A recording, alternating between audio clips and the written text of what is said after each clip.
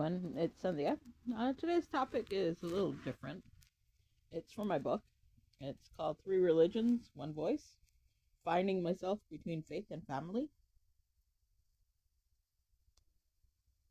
Growing up in an interfaith household meant I was exposed to three very different religions, each shaping my childhood in unique ways. Hinduism was my father's religion, Islam was my mother's, and Christianity came from Canadian society, where I attended church every Sunday.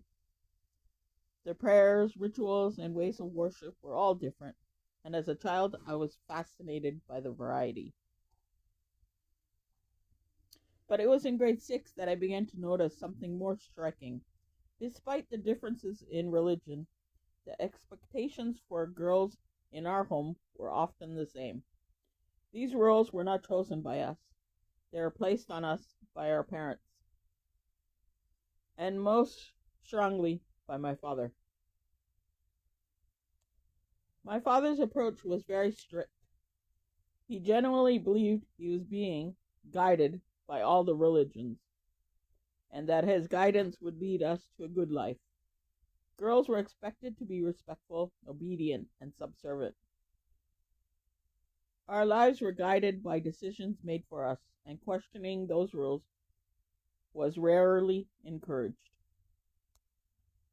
While boys were often given more freedom and choice, the path for girls was clearly defined long before we could have a say. Even at a young age, I could feel the weight of these expectations. Living between Hinduism, Islam, and Christianity gave me a unique perspective, but it also made me realize that at home the role of a girl came with the same restrictions regardless of faith. Yet despite these limitations, I also picked up the value that each religion nurtured: love, compassion, and the desire to serve others. These lessons became quietly powerful, shaping the way I saw the world and the way I would later approach my own life and choices. These early experiences stayed with me, shaping the challenges I would face later in my life, including being pushed into an arranged marriage as a teenager. For many years, it felt like my voice did not matter, like my choices were secondary to the expectations placed on me. Over time, I began to understand that strength does not always arrive as rebellion. Sometimes it begins as a quiet